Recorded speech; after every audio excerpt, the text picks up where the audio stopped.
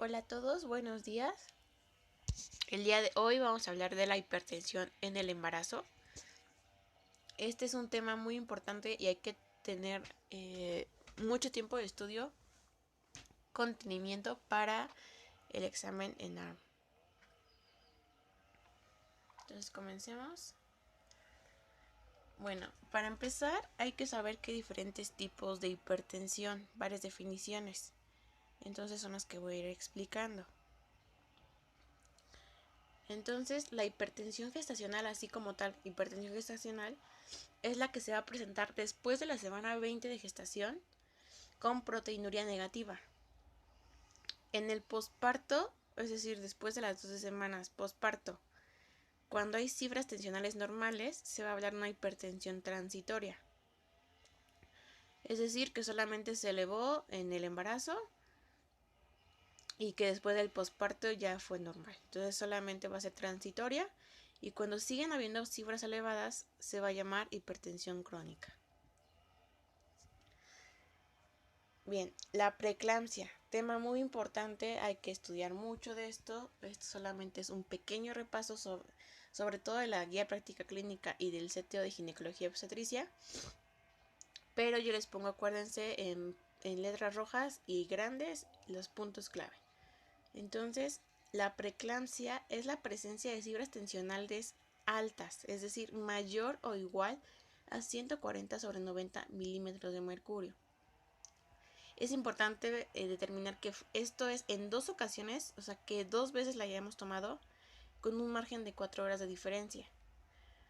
O un Labstix con lectura de 1 más natriuria reactiva. O proteinuria mayor a 300 miligramos en 24 horas. Una recolección de orina de 24 horas mayor a 300 miligramos. También podemos encontrar creatinina sérica elevada mayor a 30 miligramos sobre milimol. Y también esto es muy importante, esto es en todas las gestantes con embarazo mayor a 20 semanas o después de 2 semanas posparto. También en las guías mencionan que es hipertensión, es decir, 140 miligramos sobre de mercurio más un dato de severidad que posteriormente vamos a ver. Bien, la preeclampsia con datos de severidad son cifras tensionales mayor o igual a 160/110 milímetros de mercurio. Esto hay que recordarlo bien. Una preeclampsia leve son estas cifras, 140/90. Y una preeclampsia con datos de severidad son 160/110. Y después vamos a ver más datos. Pero también es importante recordar que va a tener compromiso de órgano blanco. Pueden haber varios síntomas como cefalea, visión borrosa, fosfenos, dolor en flanco derecho, vómito, papiledema, clonus mayor a igual a 3, hipersensibilidad hepática, síndrome de HELP, trombocitopenia, es decir, plaquetas menores a 150.000, elevación de las lipoproteínas de baja densidad, enzimas hepáticas elevadas. Esto hay que recordarlo muy bien, estos datos. Igualmente en próximas diapositivas lo voy a mencionar para que lo vuelvan a recordar. Bien, otra definición es la eclampsia. Esta es una complicación de la preeclampsia severa. Frecuentemente va a estar acompañada de algunos síntomas neurológicos y principalmente se van a presentar, o lo característico de la eclampsia son las convulsiones. También puede haber hiperreflexia, cefalea, alteraciones visuales como fotopsia, escotoma, ceguera cortical, vasospasmo retinal. También puede haber enfermedad cerebrovascular, edema pulmonar. Y esta eclampsia puede aparecer hasta el 10º día posparto. Bien, hipertensión crónica. Esta es la presencia de hipertensión arterial mayor o igual a 140/90 milímetros de mercurio antes del embarazo. Es decir, la paciente antes del embarazo ya tenía estas cifras. O bien antes de la semana 20 de gestación o hasta la semana 6 posparto. Puede estar asociado o no a proteinuria. Entonces, una hipertensión crónica es cuando la paciente ya lo tenía antes o antes de la semana 20 de embarazo. La hipertensión crónica más preeclampsia sobreagregada es cuando hay desarrollo de preeclampsia o eclampsia en una mujer con hipertensión crónica preexistente. Es decir, la paciente ya tenía cifras altas desde antes de embarazarse, desde antes de la semana 20, pero también se le va a desarrollar preeclampsia o eclampsia.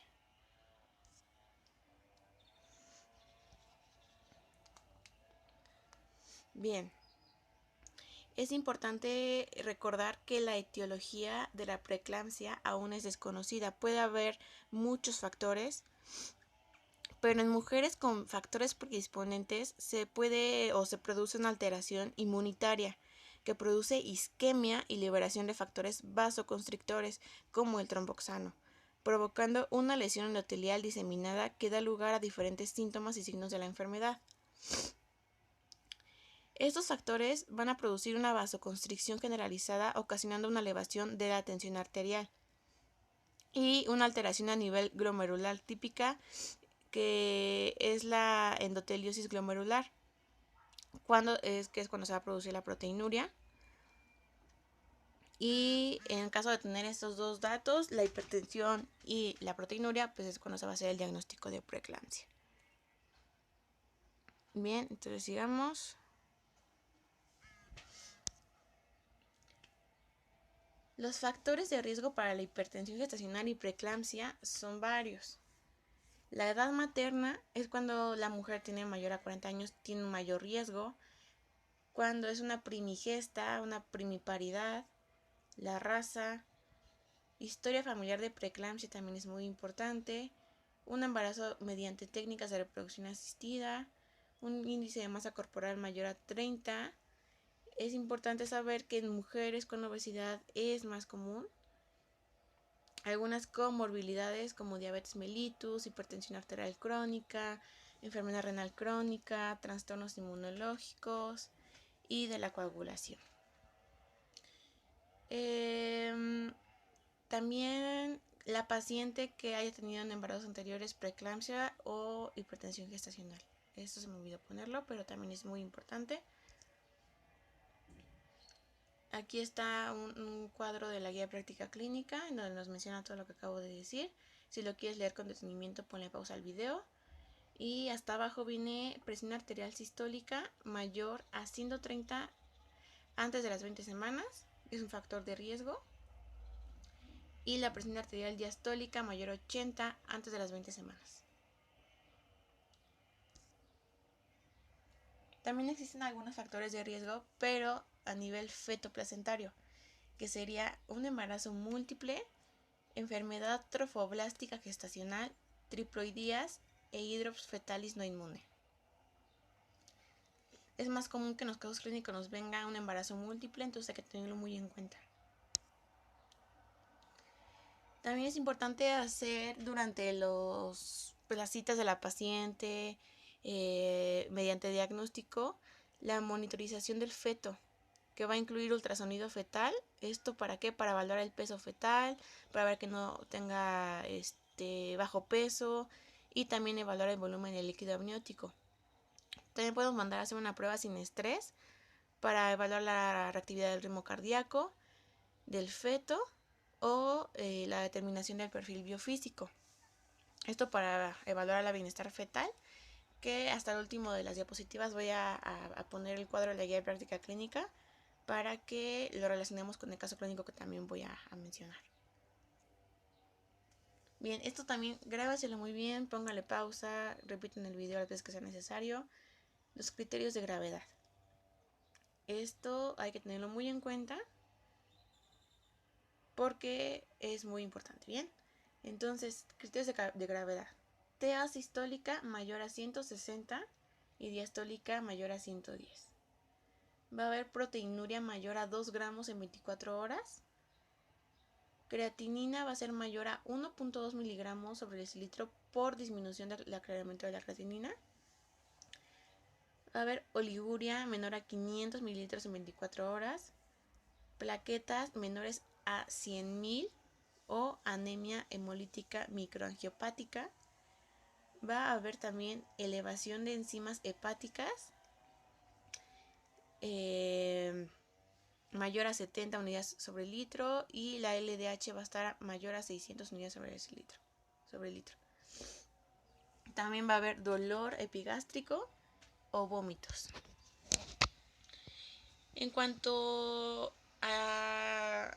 También se puede presentar elevaciones de la bilirrubina. Esto porque existe hemólisis. Entonces pueden haber datos de elevación de bilirrubina en los casos clínicos, pero también pues no puede estar presente. Pero hay que tomar en cuenta que sí puede estar elevada la bilirrubina, perdón.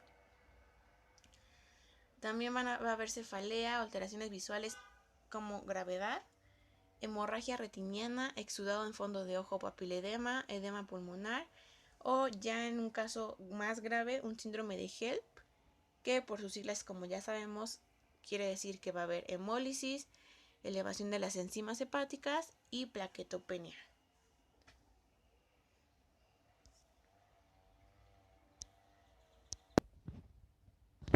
Bien, también aquí puse un cuadro de la guía práctica clínica donde nos da el diagnóstico de preeclampsia con datos de severidad, pues ya es como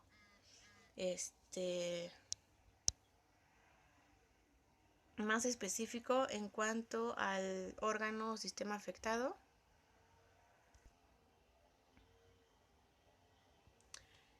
Entonces, como mencioné, puede haber órgano o sistema afectado en específico y las complicaciones severas, como en el caso del sistema nervioso central, en caso del cardiorrespiratorio, hematológico, renal, hepático o la unidad fetoplacentaria.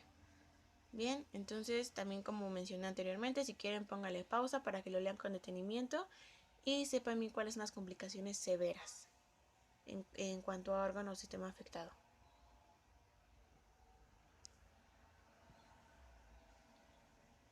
Bien, ¿cómo vamos a realizar el diagnóstico de una preeclampsia? Obviamente vamos a hacer vigilancia estrecha de la presión arterial. Como sabemos, la paciente tiene que estar en control prenatal, entonces obviamente hay que tomarle signos vitales cuando llegue con nosotros, y entonces ahí es cuando vamos a determinar qué está mal en cuanto a la presión. Si está arriba de 140/90, descartar una hipertensión de bata blanca, una hipertensión transitoria. Hay que ver muchos factores, incluso los factores de riesgo que ya había mencionado. Entonces, si en 2 ocasiones, como mencioné, con 4 horas de diferencia, tenemos unos valores mayores a 140/90, vamos a tener en la paciente que tener una vigilancia estrecha de la presión arterial. Bien. En esa paciente también, que hay que hacerle, mandarle una biometría hemática completa para ver cómo está la hemoglobina, para ver cómo están las plaquetas, etcétera. Vamos a también hacer interrogatorio muy enfatizado y vamos a indagar en el cuadro clínico para descartar o que no haya habido epigastralgia o hepatalgia, datos de vasoespasmo, náuseas. Esto es muy importante también, que nos mencione cualquier síntoma que haya tenido la paciente. Vamos a medir también el funcionamiento renal con creatinina sérica, electrolitos séricos o ácido úrico. También vamos a descartar o cuantificar proteinuria mediante cuantificación de proteínas en orina de 24 horas o un cociente de proteínas urinarias creatinina en una muestra aislada. En muchos hospitales, según las guías, no tienen en existencia la orina de 24 horas. Entonces, ¿cuál es la segunda opción? Hacer una muestra aislada, el cociente de proteína creatinina en la orina. Bien. También hay que hacer una prueba de laboratorio para determinar las enzimas hepáticas. Vamos a tener mayor énfasis en las transaminasas hepáticas, en las bilirrubinas y en la deshidrogenasa láctica. También estudio de sanguíneo de tiempos de coagulación, INR, fibrinógeno, para ver que todo esté bien en la coagulación. Y muy importante también, ultrasonido obstétrico para evaluar crecimiento fetal y líquido amniótico, como mencioné en diapositivas anteriores. Es importante ver cómo está el crecimiento fetal. Entonces, todo esto hay que hacerle a la paciente en las consultas de control prenatal. para descartar algún problema. Aquí también puse otro cuadrito que también me pareció muy importante. Entonces vamos a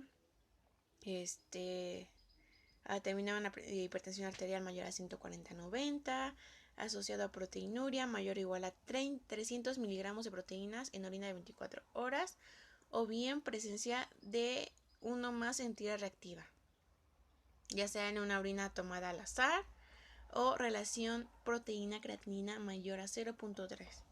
Esto también grábenselo muy bien, el valor de 0.3, porque muchas veces en los casos clínicos nos vienen estos datos de laboratorio. Bien, en ausencia de proteinuria puede haber presencia de otras condiciones, como cuáles, como trombocitopenia, van a haber menos o 100.000 plaquetas sobre microlitro. Creatinina va a estar mayor a 1.1 miligramos sobre decilitro en ausencia de enfermedad renal. Y van a haber alteraciones hepáticas. Vamos a ver los resultados de laboratorio de las enzimas hepáticas elevadas.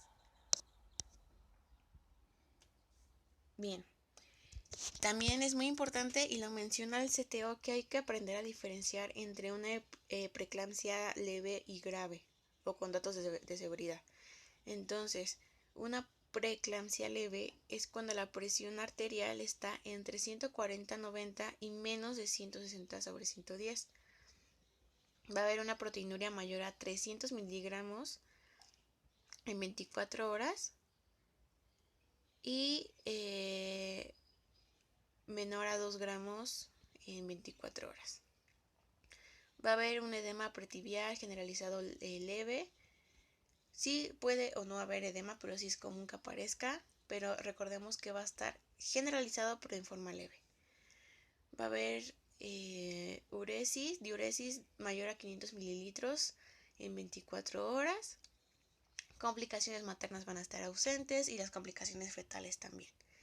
Pero cuando ya hablamos de una preeclampsia grave, hablaremos de presiones arteriales mayor a 160/110, proteinuria mayor a 2 gramos sobre 24 horas.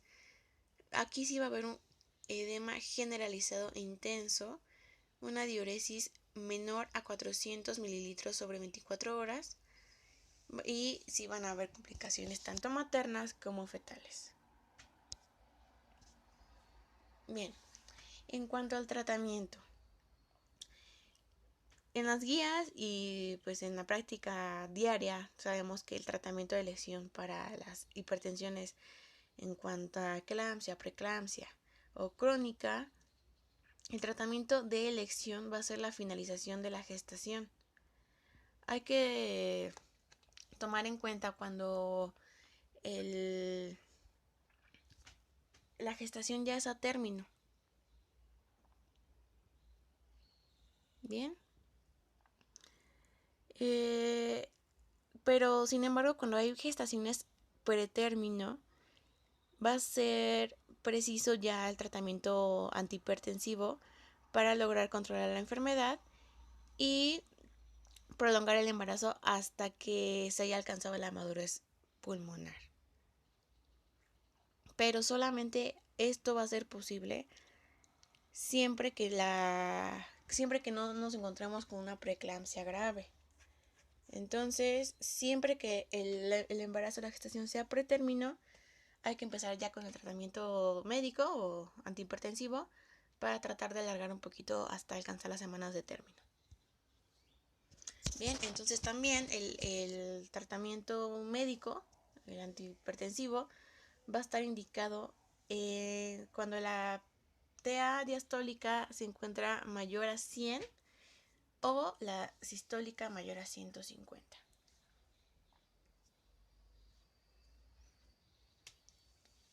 Bien, entonces es importante recordar que no todas requieren tratamiento antihipertensivo, solamente es considerando cuando la diastólica se encuentra por arriba de 90, o aquí en este cuadro mencioné arriba de 100 porque así vienen las guías. Entonces esto lo saqué del CTO y de la GPC, entonces tengan en cuenta mayor a 90 o 100 en cuanto a diastólica para iniciar tratamiento antihipertensivo. Bien, entonces la metildopa se va a utilizar como tratamiento de primera línea. Va a tener algunos efectos secundarios como somnolencia y ligera elevación de enzimas hepáticas. Bien, entonces la metildopa es un fármaco que actúa inhibiendo la producción de noradrenalina en las terminaciones nerviosas simpáticas y va a ejercer un falso neurotransmisor. Se va a conseguir un buen control de la presión arterial sin grandes fluctuaciones y sin producir hipotensión postural. Es de acción lenta, por lo que se usa en casos leves de manera ambulatoria. Bien. La hidralazina se va a utilizar como alternativa de segunda línea, cuidando la dosis por sus efectos tóxicos. La hidralazina va a producir hipotensión por su acción directa sobre el músculo liso de la pared de las arteriolas, provocando vasodilatación y disminución de las resistencias periféricas. Va a ocasionar un aumento del gasto y de la frecuencia cardíaca. Los efectos secundarios más habituales son exantemas similares al lupus, que van a desaparecer tras suspender el tratamiento. También pueden haber palpitaciones, cefaleas, vómito y diarrea. Y también puede haber disminución de flujo placentario. Bien. En cuanto a la hipertensión arterial sistémica crónica, que como recordemos que es cuando la paciente ya tenía cifras elevadas antes de embarazarse o antes de la semana 20 de gestación, vamos a tener el abetalol como fármaco de primera línea. Este es un antagonista competitivo de los receptores alfa y beta adrenérgicos. Va a actuar disminuyendo la resistencia vascular periférica mediante el bloqueo de los receptores alfa adrenérgicos de las arteriolas periféricas, pero además también va a bloquear los receptores beta adrenérgicos, con lo que va a proteger al corazón de reflejo simpático taquicardizante que va a producir la vasodilatación periférica. Este medicamento tiene pocos efectos secundarios y presenta la ventaja de que incrementa el flujo útero-placentario, por lo que es un fármaco muy utilizado. Los bloqueadores de canales de calcio se van a utilizar como segunda línea. Y también en este cuadro de la guía de práctica clínica puse el medicamento en cuanto a la dosis máxima y pues los comentarios, ¿no? Que no son tan importantes, o los efectos secundarios. Entonces tenemos la alfa-metildopa, como ya mencioné, que es el de primera elección en una hipertensión gestacional. El abetalol como primera elección en una gestación con hipertensión crónica. Nifedipino también se puede utilizar como segunda opción y la hidralazina también. Bien, en cuanto a una eclampsia o cuando tengamos una paciente con convulsiones, el tratamiento de elección es el tratamiento de las convulsiones con sulfato de magnesio. Bien, entonces el sulfato de magnesio es de elección cuando hay convulsiones en una paciente con eclampsia. También las guías, cuando el CTO y la GPS mencionan que en pacientes con factores de riesgo de preeclampsia se puede administrar ácido acetilsalicílico en 100 miligramos al día desde la semana 12 de gestación. Bien, entonces solamente es cuando una paciente tenga factores de riesgo, los que mencioné al principio, la edad, cuando haya presiones arteriales mayores a 130/90, en pacientes que tengan embarazo menores a 20 semanas, que haya tenido antecedente de hipertensión en el embarazo, entonces se puede administrar el ácido acetilsalicílico. Algo importante recordar sobre el tratamiento es que los YECAS y los ARA2 están contraindicados por daño fetal. Puede haber daño a los riñones del bebé. Los diuréticos se asocian a disminución del volumen del plasma materno y disminución de la perfusión placentaria. Los betabloqueadores se asocian a bajo peso para edad gestacional, parto pretérmino y mayor mortalidad perinatal. Podemos sustituir los YECAS y ARA2 por alfa-metildopa, nifedipino o hidralazina, que son los medicamentos de elección para la hipertensión en el embarazo. Y se va a sugerir mantener cifras por debajo de 130/80 milímetros de mercurio. Esto es muy importante. Entonces, IECAS y ARA2 totalmente contraindicados en el embarazo. Las metas terapéuticas según la guía de práctica clínica en pacientes con hipertensión crónica, el objetivo es mantener la TA menor a 140/90. En caso de que exista alguna comorbilidad, se debe mantener la TA menor a 130/80. Bien, entonces en pacientes con hipertensión crónica, menor a 140/90, y en pacientes que tengan alguna comorbilidad, como cuáles, como diabetes, hipertensión crónica, como enfermedad renal crónica, como lupus, algunas enfermedades de la coagulación, se debe mantener menor a 130/80. Es importante también recordar que la vigilancia en mujeres con hipertensión va a ser cada 2 a 3 semanas. Y también hacer estudios de ultrasonido para determinar la restricción del crecimiento fetal o para descartarlo. Tampoco se debe suspender el tratamiento después del parto. ¿Por qué? Porque pueden reaparecer los síntomas. Recordemos que en algunos casos, como la eclampsia o la preeclampsia, puede haber aparición de la enfermedad después de varias semanas. Hasta 10 semanas es lo que mencionan las guías, entonces no se debe suspender el tratamiento. ¿Qué va a pasar en cuanto a la interrupción del embarazo? Se recomienda que en pacientes con hipertensión crónica y con embarazo bien controlado, el nacimiento sea considerado entre la semana 38 y 39, favoreciendo la vía vaginal. Entonces se va a preferir la vía vaginal a la cesárea, pero obviamente la cesárea va a tener algunas indicaciones. ¿En qué caso se va a practicar cesárea? Solo si no se llegara a progresar adecuadamente la dilatación, ante sospecha de sufrimiento fetal, empeoramiento del estado materno o mal control de la gestante. Aquí también puse un cuadro en donde la guía de práctica clínica nos da indicaciones de resolución del embarazo por vía abdominal. Entonces, en cuanto a causas maternas, sería hipertensión severa, deterioro de la cuenta plaquetaria, hemólisis, deterioro de la función hepática, deterioro de la función renal, síntomas neurológicos persistentes.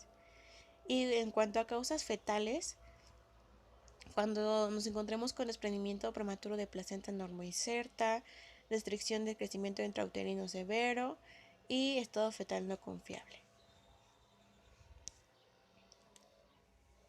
En pacientes que tengan síndrome de HELLP y gestación menor a 34 semanas, se va a recomendar la maduración pulmonar. ¿Con qué? Con betamidazona 12 miligramos intramuscular cada 24 horas en 2 dosis, o bien dexametasona 6 miligramos intramuscular cada 12 horas en 4 dosis. Siempre y cuando pues la paciente no cuente con un riesgo tanto para el feto, tanto materno, podemos alargar un poquito, al menos 24 a 48 horas, hasta la última dosis del medicamento de corticoide para la maduración fetal y no haya problema con el bebé. En caso de que esto no se pueda, es importante recordar que hay que mandar a tercer nivel a la madre para o un lugar donde haya terapia intensiva neonatal, en caso de que pues sea un paciente pretérmino. Bien, puse en estas diapositivas 5 diagramas de flujo, 5 algoritmos para identificar o saber bien qué hacer ante una paciente con síntomas. Bien, entonces, cuando tenemos una paciente embarazada que se presenta a consulta, ya sea consulta externa o urgencias, vamos a tomar la presión arterial. Eso es lo que les mencioné al principio. Es muy importante la toma de signos vitales en una paciente cuando va a consulta. Y aquí tenemos dos opciones. Si la presión se encuentra menor a 140/90, vamos a indagar si existen factores de riesgo para preeclampsia. Si no existen, vamos a continuar con el control prenatal de bajo riesgo sin problema. Pero importante que cuando tenga una próxima cita, obviamente seguir con la toma de presión arterial. En caso de que sí existan factores de riesgo y si el embarazo es mayor de 16 semanas, vamos a tener una vigilancia de la presión arterial y detección de proteinuria o control prenatal con enfoque de riesgo de acuerdo a la GPC, monitorización de presión arterial en casa. En caso de que no sea mayor a 16 semanas, vamos a realizar un Doppler de arterias uterinas entre la semana 11 a 13.6, obviamente en contar con el recurso. Y como mencionamos anteriormente, cuando hay factores de riesgo y después de la semana 12 vamos a administrar ácido acetilsalicílico y también podemos suplementar calcio en población con baja ingesta. Ahora, ¿qué hacemos cuando nos encontramos con una presión arterial mayor a 140/90? En 2 ocasiones vamos a hacer un estudio de determinación de proteinuria.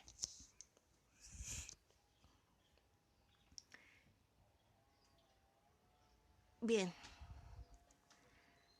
cuando nos encontremos con diagnóstico de proteinuria y preeclampsia, vamos a ver si el embarazo es mayor o menor a 16 semanas. Si no es mayor a 16 semanas, vamos a descartar la hipertensión arterial crónica o enfermedad renal del embarazo. Si sí es un embarazo mayor a 16 semanas, vamos a hacer una determinación de proteinuria por tira reactiva. Si nos encontramos que es más de una cruz, hablamos de una proteinuria significativa. Y si además nos encontramos que la presión arterial es mayor a 140/90, pero menor a 160/100, vamos a mandar a hacer una depuración de proteínas en orina de 24 horas.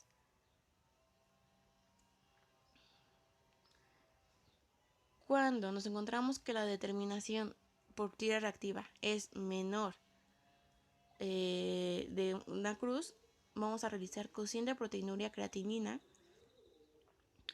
Y si tenemos un resultado menor a 0.15, vamos a continuar con el control prenatal con enfoque de riesgo y monitorización de presión arterial en casa.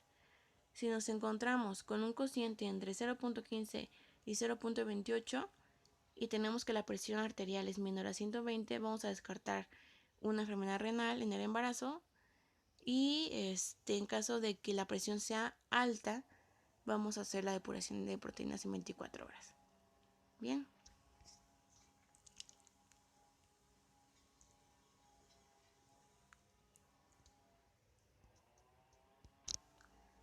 Bien, en cuanto a la clasificación de la preeclampsia, vamos a solicitar estudios de laboratorio como ya les mencioné. Si no se acuerdan, regresenle al video para que vean el apartado de diagnóstico de preeclampsia. Vamos a mandar también a hacer un ultrasonido obstétrico para evaluar el crecimiento fetal y líquido amniótico si las condiciones maternas lo permiten. En caso de que haya edema agudo pulmonar, vamos a mandar a hacer una gasometría arterial.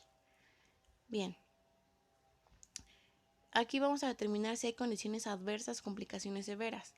Si tenemos una preeclampsia sin datos de severidad, vamos a hacer una vigilancia fetal ¿con qué? Con ultrasonido para vigilar el peso fetal y líquido amniótico. La vigilancia materna con tratamiento antihipertensivo vía oral. Vamos a solicitar estudios de laboratorio y vigilar la presión arterial. Si el embarazo es mayor a 38 semanas, vamos a valorar la inducción de trabajo de parto de acuerdo a las condiciones obstétricas.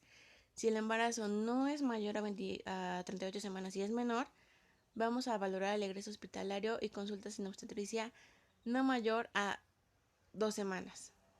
Bien, vamos a estar mandando estudios de laboratorio, pruebas de bienestar fetal y en caso de que encontremos una preeclampsia con datos de severidad, vamos a determinar qué tipo de crisis tenemos. Si es una emergencia, hablaremos de eclampsia, síndrome de HELLP, encefalopatía hipertensiva. Y en caso de una urgencia, vamos a iniciar con terapia antihipertensiva, prevención de eclampsia con sulfato de magnesio. En caso de pacientes con menor a 34 semanas, vamos a inducir la madurez pulmonar. Y en pacientes con mayor a 34 semanas, vamos a valorar la vía de resolución del embarazo. Bien, ¿qué hacer cuando nos encontramos con una preeclampsia con notas de severidad? En caso de que sea una eclampsia, vamos a iniciar terapia con sulfato de magnesio.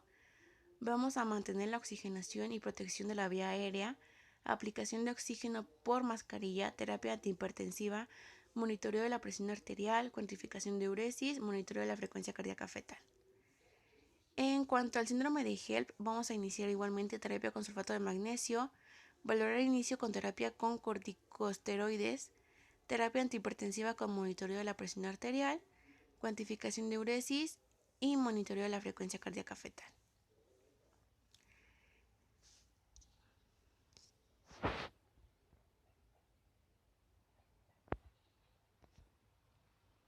Bien, pasamos con el caso clínico. Puse 2. Entonces tenemos el primero. Gestante de 26 semanas de amenorrea que presenta desde hace 5 días malestar general, astenia, náuseas, cefalea, edemas y ligero dolor en hipocondrio derecho. Como vemos, son todos los síntomas de una hipertensión o una preeclampsia. En analítica practicada presenta hemoglobina de 8 gramos sobre decilitro, bilirrubina de 1.4, LDH de 670, AST de 182, plaquetas de 80.000 y lo más probable es que se trate de un embarazo complicado por... Bien, aquí en este cuadro amarillo de hasta abajo les puse los valores normales de estas de las pruebas de laboratorio.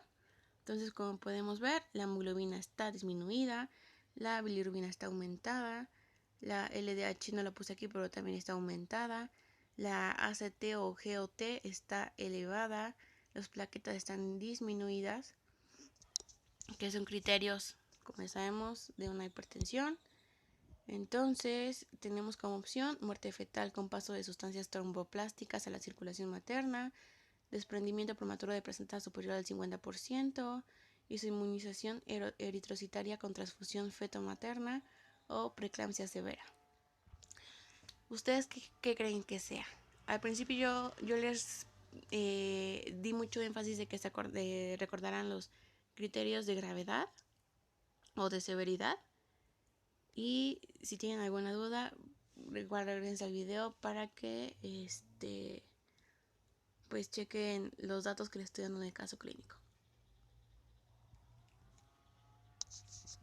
Bien, se hospitaliza a una gestante de 34 semanas por presentar presión arterial de 165 sobre 100 milímetros de mercurio, en repetidas tomas, edemas progresivos y proteinuria significativa. Se instaura tratamiento con hidralacina y sulfato de magnesio. 6 horas después, la paciente refiere cefalea intensa, epigastralgia y fotofobia. Se objetiva oliguria, presión arterial de 180 sobre 20, aumento de los edemas, feto en presentación cefálica con cérvix formado y cerrado. La monitorización fetal no estresante presenta una línea de base de 140 latidos por minuto, ritmo silente, ausencia de aceleraciones de la frecuencia cardíaca fetal y desaceleraciones tardías con cada contracción. ¿Cuál es la conducta correcta? 1. Realizar un perfil biofísico fetal. 2. Aumentar la dosis de antihipertensivos y anticonvulsivantes hasta controlar el cuadro y realizar una inducción del parto. 3. Determinar la madurez pulmonar fetal mediante estudio de líquido amniótico. Y 4. Finalizar la gestación mediante cesárea. Bien, aquí les puse un cuadrito en cuanto a la prueba fetal sin estrés, que aquí nos menciona en el caso clínico la monitorización fetal no estresante presenta una línea de base de 140 latidos por minuto. Aquí en el primer apartado, como línea de base, tenemos que una prueba normal está entre 120 y 160 latidos por minuto. Entonces, pues se podría decir que está normal. Bien, también nos menciona ausencia de aceleraciones de la frecuencia cardíaca fetal y desaceleraciones tardías con cada contracción. Aquí encontramos aceleraciones, mayor a 2 aceleraciones con ACME de mayor a 15 latidos por minuto con duraciones de 15 segundos en menos de 40 minutos de la prueba. o bien ninguna desaceleración. Entonces tenemos que estar pues normal.